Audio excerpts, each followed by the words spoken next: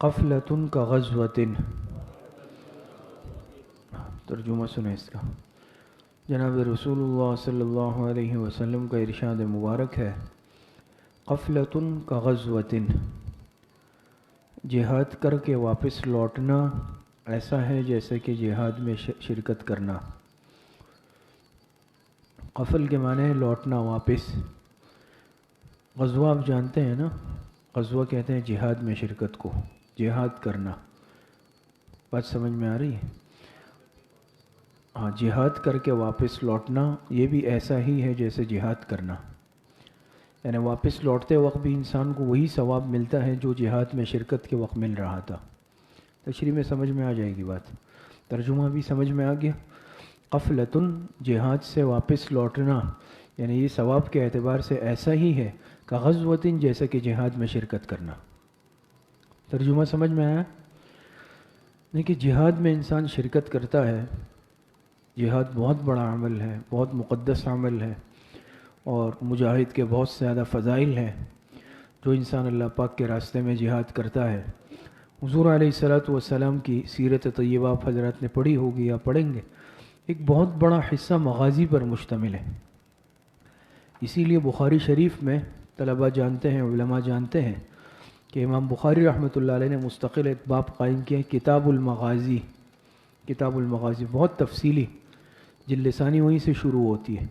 اس میں حضور علیہ الصلوۃ والسلام کی حیات طیبہ کا وہ حصہ جو غزوات میں گزرا. تو جہاد میں حصہ لینا یہ بہت بڑا عمل ہے، ثواب کا عمل ہے. اور ایک روایت میں آتا ہے کہ مجاہد کو 100 درجات دیے جاتے ہیں. جو اللہ کے راستے میں جہاد کرتا ہے اس کے لیے جنت میں 100 درجات ہوں گے، اور ایک درجے اور دوسرے درجے کے مابین اتنا فاصلہ ہوگا جتنا زمین اور آسمان کے مابین ہے. اور اللہ پاک کو 2 قطرے بہت پسند ہیں، حدیث میں آتا ہے.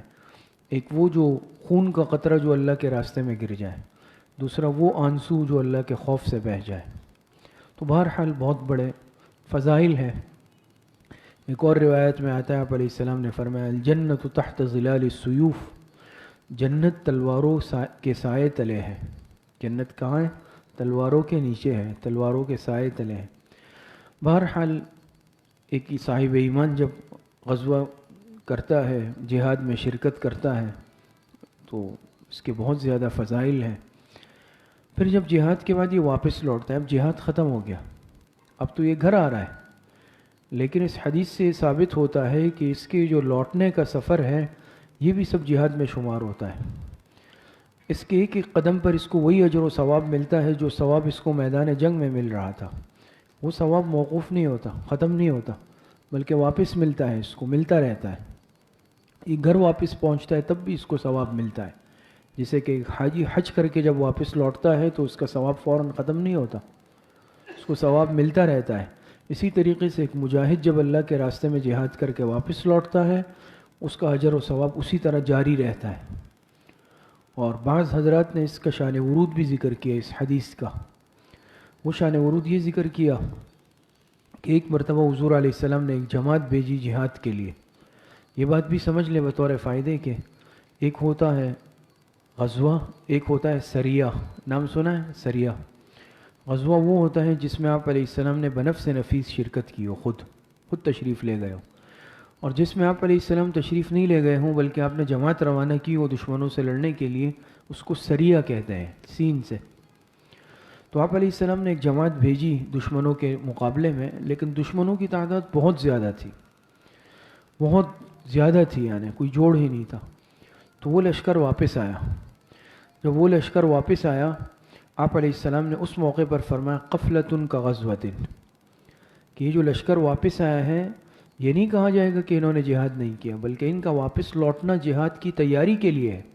یہ افرادی قوت اور مزید تیاری کے سلسلے میں واپس آئے ہیں، تو یہ بھی اب بھی مجاہد ہیں، اور ان کو وہی اجر و ثواب مل رہا ہے جو ان کے لڑنے پر ان کو ملتا. شان ورود سمجھے؟ یعنی ایک قصہ بعض محدثین نے ذکر کیا ہے کہ جب وہ جماعت واپس لوٹی، چونکہ لڑائی تو نہیں کی، دشمن کی تعداد زیادہ تھی، تو آپ علیہ السلام نے فرمایا، قفلۃ کغزوۃ، ان کا یہ لوٹنا بھی یہ کوئی ایسی بیکار نہیں ہے، بلکہ یہ لوٹے ہیں تب بھی مجاہد ہیں، ان کو جہاد کا ثواب مل رہا ہے کیونکہ یہ جہاد کی تیاری کے لیے آئے ہیں، یہ اب مزید تیاری کے ساتھ واپس جائیں گے۔ تو بہرحال انسان جب اللہ کے راستے میں نکلتا ہے، جہاد کرتا ہے، قدم قدم پر ثواب ملتا ہے، اور یہاں تک روایتوں میں آتا ہے کہ ہر چیز پر اجر ملتا ہے، یہاں تک کہ اس کا جو گھوڑا ہوتا ہے، اور گھوڑا جو لید کرتا ہے، لید، اس کو بھی قیامت میں تولا جائے گا ترازو میں، وہ بھی تولا جائے گا، یعنی کوئی چیز اجر و ثواب سے خالی نہیں، یہ اتنا مقدس عمل ہے، بہت بڑا عمل ہے۔ اور روایتوں میں آتا ہے کہ جو شخص صدق دل سے جہاد کی تمنا کرے، اللہ کے راستے میں شہادت کی تمنا دل میں رکھتا ہوں، اگرچہ بستر پر اس کا انتقال ہو، یہ شہیدوں میں لکھا جاتا ہے، کیونکہ انما الاعمال بالنیات نا، صدق دل سے اس کی یہ تمنا ہو کہ اللہ اپنے راستے میں شہادت دے دشمنوں سے لڑتے ہوئے، اگرچہ بستر پر بھی انتقال ہوگا، اللہ پاک اس کو شہادت کا اجر و ثواب عطا کریں گے۔ بہرحال بہت بڑا عمل ہے۔ وہ فرمایا قفلۃ کغزوۃ، جہاد کر کے واپس لوٹنا یہ بھی اسی طرح ہے اجر و ثواب کے اعتبار سے، کغزوۃ جیسے کہ جہاد کرنا۔ سمجھ میں آ گئی ہے حدیث سب ساتھیوں؟ آگے دیکھیں، بسم اللہ الرحمن الرحیم۔ قال رسول اللہ صلی اللہ علیہ وسلم مطل الغنی ظلم۔ ترجمہ سنیں، مطل کے معنی آتے ہیں ٹال مٹول کرنا، ٹال مٹول سے کام لینا۔ غنی کہتے ہیں مالدار آدمی کو، اور میں مالدار آدمی کا ٹال مٹول کرنا یہ ظلم ہے، مالدار آدمی کا ٹال مٹول کرنا یہ ظلم ہے، یعنی کسی نے کسی سے قرض وغیرہ لیا، سامان وغیرہ لے لیا، اب اس کو ادائیگی کرنی ہے، اس وقت اس نے فوراً نہیں کہ اس نے کہا بعد میں کر دوں گا، یا قرض لے لیے چلے بھائی فلاں وقت واپس کر دوں گا، لیکن اب اس کے پاس اسباب ہے، وسائل ہے، یہ اس چیز کی ادائیگی کر سکتا ہے، یہ قرض کی واپسی کر سکتا ہے، لیکن جان بوجھ کے ٹال مٹول کر رہا ہے، تو اس پر سخت وعید آئی ہے کہ آپ علیہ السلام نے فرمایا ظلم ہے، یہ بھی ظلم کے اندر داخل ہے اور بہت بڑا گناہ ہے۔ دوسری بات یہ سمجھ لے کہ غنی کا لفظ ہے، تو غنی سے کوئی یہ نہ سمجھے کہ مالدار آدمی، جس کو ہم کہتے ہیں بھئی یہ بہت بڑا مالدار ہوگا تو تب اس کا ٹال مٹول کرنا ظلم ہوگا، ورنہ نہیں۔ یہاں پر مالدار سے مطلب چاہے غریب ہو لیکن اس میں قرض واپس کرنے کی استطاعت ہو، وہ مالدار ہے۔ عرف عام میں عام طور پر جسے ہم مالدار سمجھتے ہیں نا کہ بھئی کروڑ پتی ہے، لکھ پتی ہے، وہ مراد نہیں ہے کہ بھئی چلو میں جب لکھ پتی ہوں گا تب واپس کروں گا، بلکہ اگر 100 روپے لیے تھے اور اس کے پاس اس وقت 100 روپے ہے تو یہ غنی ہے، یہ مالدار ہے، اور یہ پھر بھی واپس نہیں کرے گا تو یہ ظلم کے اندر آئے گا۔ یہ سمجھیں غنی کا لفظ، غنی سے عام مالدار مراد نہیں ہے، غنی سے مراد وہ انسان کہ جس کے پاس وہ حساب واپس کرنے کا بندوبست ہو جائے، وہ غنی ہے اس اعتبار سے۔ تو انسان اگر کسی سے کوئی مال لے لے، سامان، بعض مرتبہ ادھار پہ لیتے ہیں، معاملات ہوتے ہیں کاروباری لین دین کے، بہت سارے سودے ہوتے ہیں، چلو بھئی میں بعد میں پیسے دے دوں گا، پیمنٹیں پھنسی ہوئی ہوتی ہے مہینے، ساتھی ذرا زیادہ اچھی طرح سمجھتے ہیں کہ بعض ساتھی کہتے ہیں مہینے ہو گئے ہیں پیمنٹ نہیں آ رہی ہے، وہ کہہ رہے کل آ جاؤ، پرسوں آ جاؤ۔ ایک تو یہ ہے کہ ٹھیک ہے اگر کسی نے کوئی سودا کیا یا قرض لیا، لیکن اس وقت اس کے پاس بندوبست نہیں ہے، یہ مجبور ہو گیا، اس نے وعدہ تو کیا تھا فلاں ٹائم کا، انسان ہے، اس کے پاس اس وقت بندوبست نہیں ہے، تو اس کو چاہیے کہ وقت لے لے، اور جو قرض خواہ ہے اس کو بھی چاہیے کہ وقت دے دے۔ وَإِن قرآن کریم میں اللہ پاک فرماتے ہیں وَإِن كَانُوا ذُو عُسْرَةٍ فَنَظِرَةٌ إِلَىٰ مَيْسَرَةٍ، اگر کوئی تنگ دست ہے تو دوسرے کو چاہیے کہ اس کی سہولت تک اس کو مہلت دے دے، اس پر بڑا اجر و ثواب ہے، قرض دار کو مہلت دینا اس پر بہت اجر و ثواب ہے۔ لیکن یہ اس صورت میں ہے کہ واقعی وہ بیچارہ مجبور ہے، اس کے پاس بندوبست نہیں ہے، یا وہ اچانک اس کے اپنے حالات خراب ہو گئے، لیکن قصداً و ارادتاً ایسا کرنا، جان بوجھ کے ایسا کرنا، آپ دیکھیں نا اس میدان میں کتنی چیزیں ہوتی ہیں، بعض مرتبہ کوئی اپنے آپ کو جان بوجھ کے دیوالیہ ظاہر کرتا ہے، جان بوجھ کے وغیرہ بھئی یار میرے پاس تو اس وقت کچھ بھی نہیں ہے، مجھے یہ نقصان ہو گیا، یہ نقصان ہو گیا، اور قصداً و ارادتاً واپس نہیں کرتا۔ دل کی حالت تو اللہ پاک جانتے ہیں، سامنے والے کو تو انسان غلط بیان ہی کر سکتا ہے، لیکن یاد رکھیں اللہ پاک دلوں کی حالت کو جانتے ہیں۔ اگر اس کے پاس اسباب ہے یا یہ انتظام کر سکتا ہے لیکن قصداً نہیں کر رہا، جیسے مزاج بعض مرتبہ بن جاتا ہے نا، چلو کل آنا یار، یہ آج کل مشہور ہے نا کہ بھئی انسان جب قرض دے دیتا ہے تو وہ بیچارہ پھر خود جو ہے مصیبت میں پھنس جاتا ہے، وہ اس کی منتیں کرتا ہے کہ بھئی واپس دے دو، واپس دے دو، تو یہ تو اس نے ایک اچھائی کی ہے، اس اچھائی کا اس طرح جواب دینا کہ اب اس کو بیچارے کو تم نے فقیر بنا دیا، وہ خود آ کے روزانہ فقیر کے انداز میں اپنا قرض واپس کرنے کا مطالبہ کر رہا ہے، یہ بہت بڑی زیادتی ہے۔ اور بندوبست ہے پھر بھی واپس نہیں کر رہا تو یہ بھی غلط ہے۔ یہ چیز بھی بندوبست میں داخل ہے کہ اسباب ہے، لیکن چلے میں نے کہا بھئی ابھی چڑھیں، اس پیسوں کو کہیں اور استعمال کرتا ہوں، بعد میں پھر قرض ادا کروں گا، تو دوسری چیزوں کو انسان ترجیح نہ دے، پہلے قرض کی ادائیگی کو ترجیح دے دے، ہے نا کہ بھئی اب آ گئے لیکن چلیں اس کو کسی اور کام میں استعمال کرتا ہوں، اب میرے پاس نہیں ہے، تو یہ زیادتی ہے۔ ترجیحی بنیادوں پر انسان نے جو ادھار ہے، قرض ہے، معاملہ ہے، اس کو پہلے ادا کرے، پھر دوسرے معاملات بعد میں ادا کرے۔ تو اور بعض مرتبہ یہ بھی ہے کہ لیتا ہی انسان اس نیت سے ہے کہ واپس نہیں کرنا، اس پر بھی حدیثوں میں بڑی وعید آئی ہے کہ جو انسان اس نیت کے ساتھ قرض لیتا ہے کہ اس کا واپسی کا ارادہ نہیں ہوتا، اس پر بڑی سخت وعید آئی ہے، پھر اس کو توفیق بھی نہیں ہوتی۔ گناہ کبیرہ ہے کہ پہلے سے ہی نیت خراب ہے، نیت فاسد ہے۔ ایک تو یہ کہ انسان کو ضرورت اور مجبوری ہے، علماء نے لکھا شدید مجبوری میں لیا جائے، حتی الامکان نہ لیا جائے۔ شدید مجبوری میں انسان ضرورت پڑ جاتی ہے، لیکن اس کو مستقل عادت بنا لینا یا بے مقصد قرض لینا یہ غلط بات ہے، اس کو پسند نہیں کیا شریعت نے۔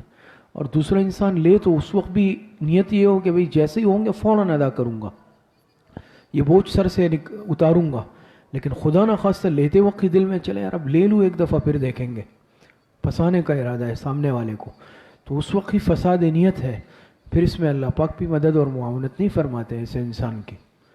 تو فرمایا مطل الغنی ظلم، اس میں آپ سمجھ گئے نا، مطل کے معنی آتے ہیں ٹال مٹول سے کام لینا، ٹال مٹول کرنا۔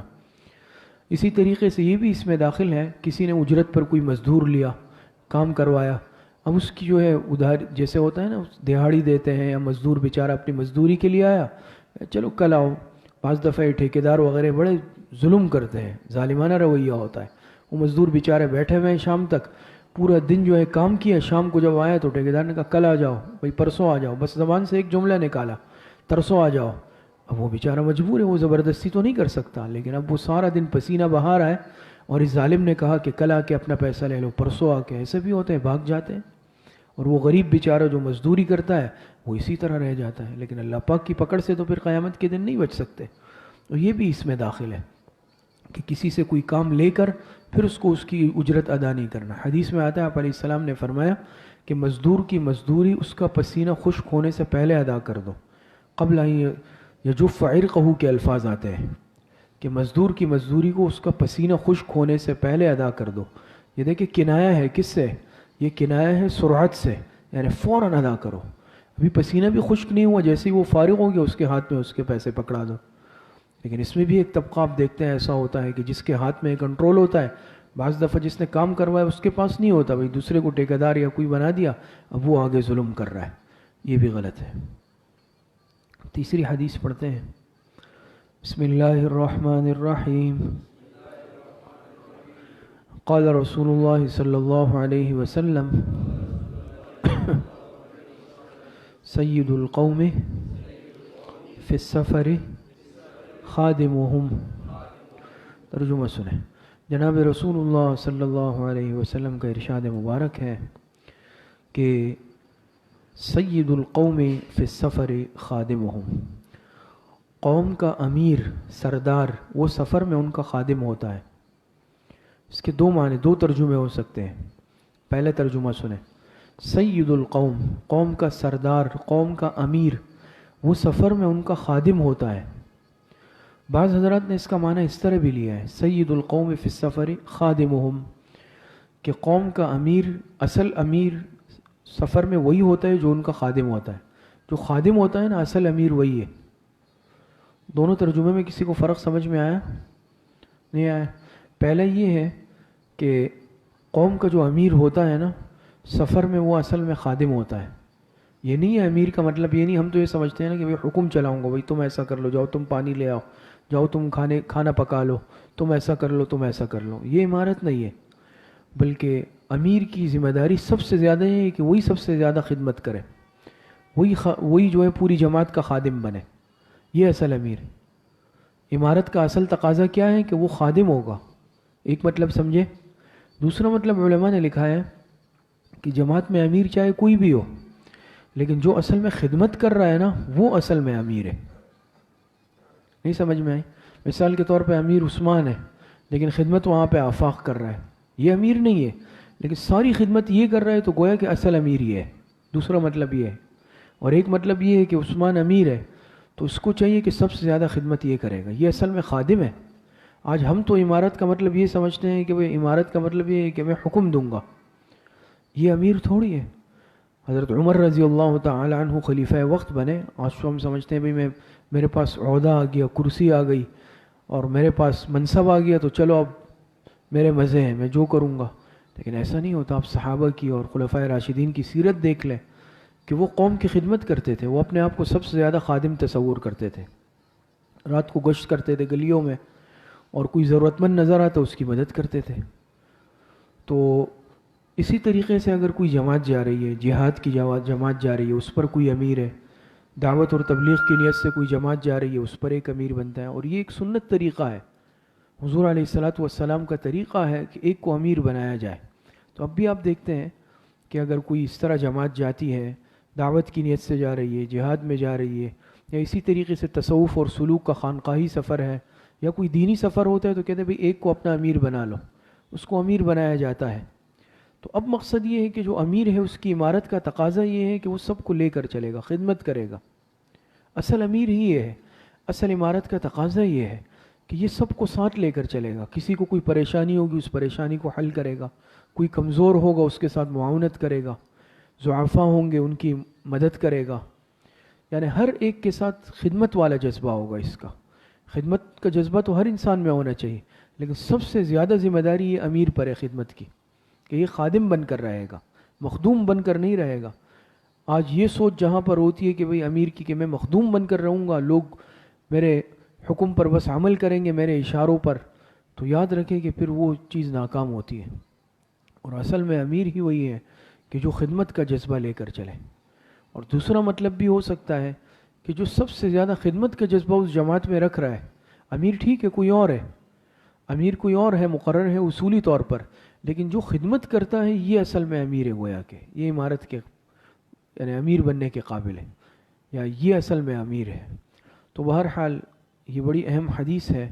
اور اس میں آپ علیہ السلام نے فرمایا سید القوم فی السفر خادمہم، کہ قوم کا جو امیر ہے سفر میں اصل میں وہ اس کا کیا ہوگا، وہ ان کا خادم ہوگا. اس سے پتہ چلا کہ امیر کو مخدوم بن کر نہیں رہنا، امیر کو خادم بن کر رہنا ہے. اور یہ خدمت کا جذبہ ایسا جذبہ ہے کہ یہ انسان کو بڑی ترقی کرواتا ہے. مشہور ہے نا، فرماتے ہیں کہ فارسی میں ہر کے خدمت کر دیو مخدوم شد، ہر کے خود را دیدو محروم شد. کہتے ہیں کہ ہر کے خدمت کر دیو مخدوم شد. جو انسان خدمت کا جذبہ رکھتا ہے کل کو اللہ پاک اس کو مخدوم بنا دیتا ہے، لوگوں کو اس کی خدمت پہ لگا دیتا ہے. آج جو مخلوق کی خدمت کرے گا کل کو یہ مخدوم بن جائے گا، پوری ہر انسان اس کی خدمت کرے گا کل کو. لیکن ہر کے خود را دیدو محروم شد، جو اپنے آپ کو دیکھے یار میں کیوں خدمت کروں، میں کیوں خدمت کروں، میں تو کچھ ہوں، محروم شد، یہ محروم ہو جاتا ہے ہر خیر سے. پھر خدمت چاہے والدین کی ہے، اساتذہ کی ہے، بڑوں کی ہے، یا انسان کہیں اجتماعی طور پر نظم میں جا رہا ہے اس میں خدمت کا. بعض ساتھی ماشاءاللہ بہت جذبہ رکھتے ہیں، بے انتہا خدمت کرتے ہیں، کوئی رشتہ داری تعلق بھی نہیں ہوتی. آپ حضرات بھی دیکھتے ہوں گے، جماعت ہے، کوئی جماعت جا رہی ہے، اس طرح بعض ساتھی جو ہے للہ فی اللہ خدمت کر رہے ہوتے ہیں. تو یہ خدمت کا جذبہ یہ ہے کہ اللہ پاک ایسے لوگوں کو کل کو مخدوم بنا دیتے ہیں.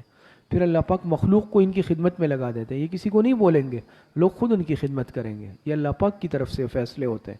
لیکن آج اگر کوئی یہ کہے کہ بھئی میں کیوں ایسا کروں، میں کیوں صفائی کروں، میں کیوں کھانا پکا لوں، یہ تو میری شان کے خلاف ہے. تو آج اگر کسی نے اپنے آپ کو دیکھا جس کو میں کہتے ہیں، تو یہ پھر کل کو ہر خیر سے محروم ہو جاتا ہے. اللہ پاک صحیح عمل کی توفیق عطا فرمائے.